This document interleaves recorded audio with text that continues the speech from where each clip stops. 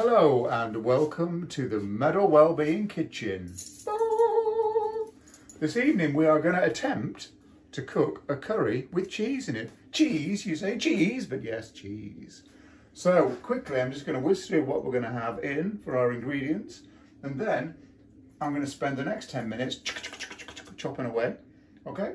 And then we're going to carry on cooking. So basically what I do is I take whatever vegetables and stuff that I've got in the fridge and I use that, okay? So in my fridge today I had some courgettes, some peppers, some tomatoes, some peppers, some aubergines, some green beans, an onion, tin of chickpeas, that wasn't in the fridge, clearly, and some coriander.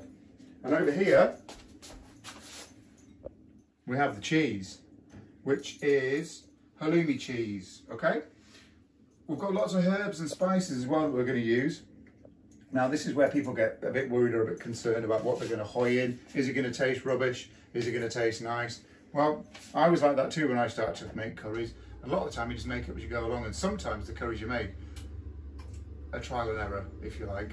But however, I use cumin seeds and I use cumin. You might think, why am I using cumin seeds and cumin, ground cumin? But actually they bring in a different flavour. Got some mustard seeds, got some coriander seeds, got some ground cumin, some peppercorns, some turmeric, can of coconut milk, 1 chilli. You can add more chilies or less chilies, whatever you like, depending on how hot you like your curries. A bit of ginger and some garlic. Now, believe it or not, all those things I've just shown you there, apart from the herbs and spices, will cost you less than £5. And that will feed me and my 2 unbelievably hungry children for 2 days easily. And that goes with rice. Okay? So, don't be put off by any of this stuff. As I said before, it's trial and error. The first thing that we're going to do is we're going to cut our onion. Now, before we even get started, one of the most important things in the kitchen is to have clean hands, wash your hands, make sure that you're clean, and all that sort of stuff, okay? I have 2 knives. I've got a big one for big things and a little one for little things. We're going to use the big one, okay? So, chop it off, top and bottom.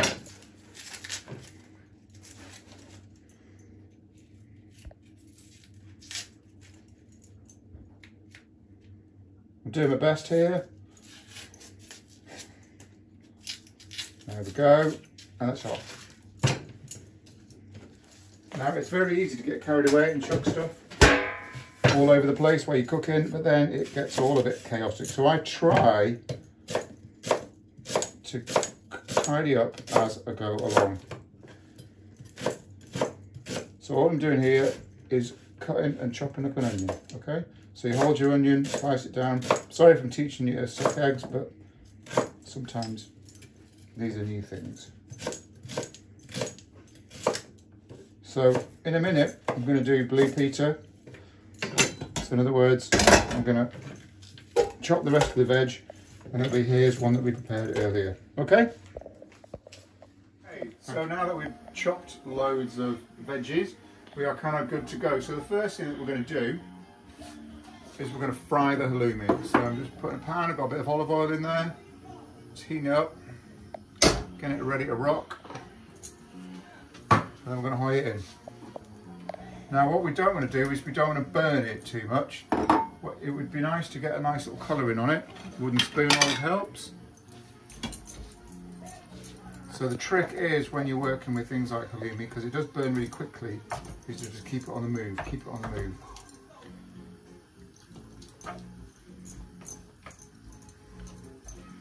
I find that when I'm cooking with halloumi, the one thing that I struggle with is not eating it all while I'm trying to cook it. So we'll keep doing that for a minute. It only takes about 5 minutes or so, but once it browns through, and then we're going to leave it to rest, okay? So you just keep doing this, keep turning it until it browns ever so slightly, and then we're going to leave it to rest, and we'll put it in at the end when we're finished doing all the other veggies and all the other lovely things.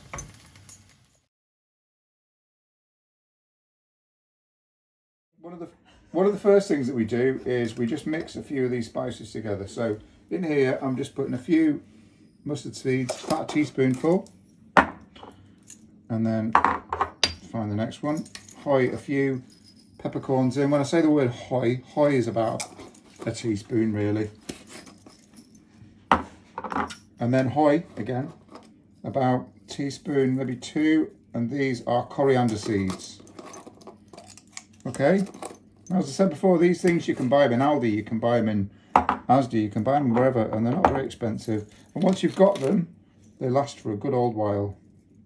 And they just make your food a little bit more creative if you're able to use some herbs. Now, if you don't have one of these, this is a pestle and mortar. If you don't have one of these, I didn't have one of these for years. I used to use a rolling pin in a wrapped up tea towel, and you used to just roll them or whack them. And basically what it does is when you crush it down, it releases the flavour, but also when you start cooking with these sorts of things, if you don't just crush them down enough, they kind of come back and stick in the food, which isn't very pleasant. And then after you do that for a while, it kind of looks like that. I'll keep going and I'll catch you in a bit. Okay, so after stirring cheese for a good 5 to 10 minutes, this is what it looks like. So now we're going to leave that and let it rest.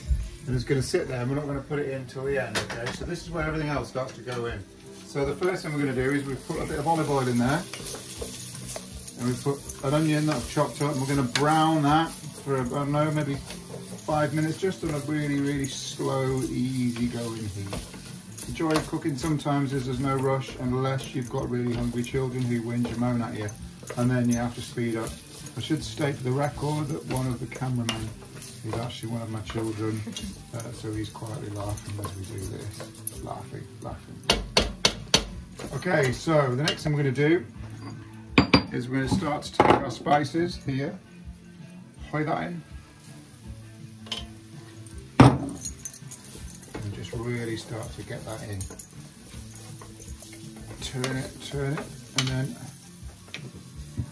we're going to take our next lot, and here we have garlic, ginger and a chilli. Pour that in. Excuse me, Caroline. And then just give it a good stir. The trick is, if we can, is to not burn the things we're putting in, so keep the heat as low as possible. So we've got 3 more spices to go in. So we have coriander, so we're going to use, as your spoon doesn't fit in there, a bit of that.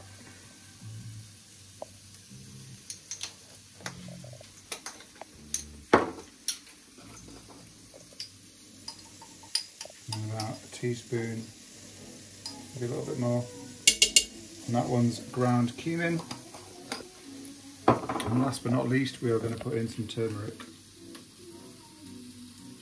Doesn't fit, of course it doesn't fit.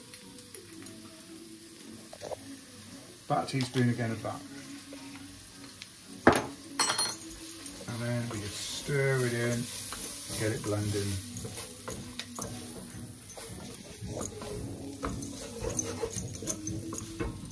Okay, so once we've done that, maybe add a little bit more oil there.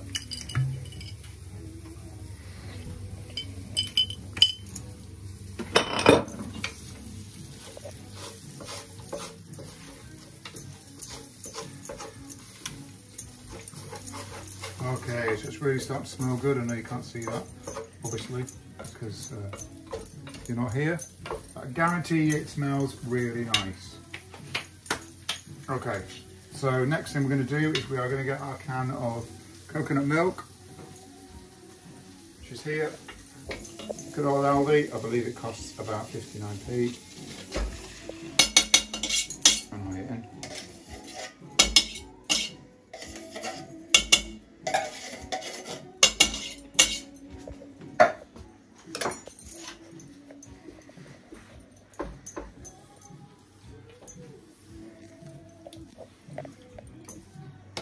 Okay, so now we've got that going, we're now going to start to add all the vegetables.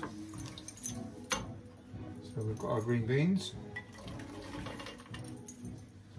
Get them going.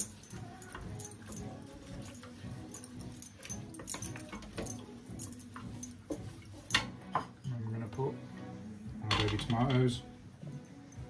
And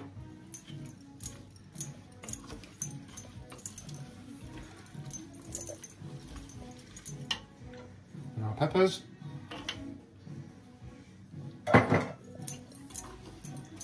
Now again, you've got to remember, whatever you've got in your fridge, it works. Well, most things work.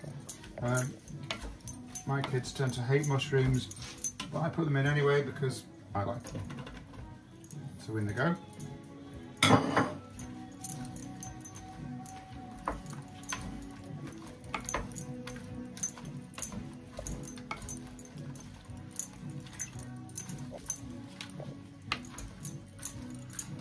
And you just keep stirring it, keeping it going. So I've got the courgettes going in there.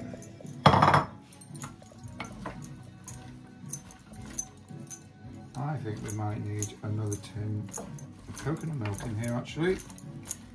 And do you know what? I don't know if I've got one.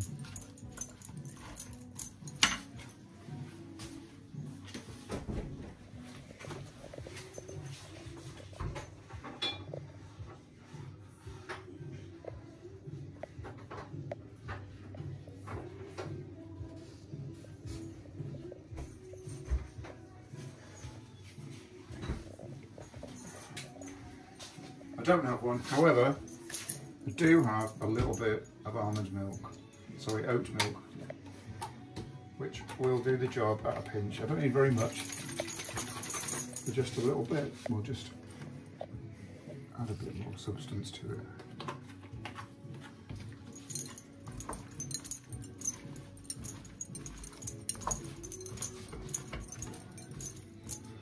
So we've finally just got to put in the aubergine, stir that a bit more,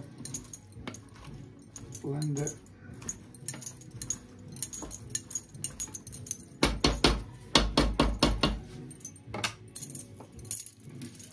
Give it some pepper.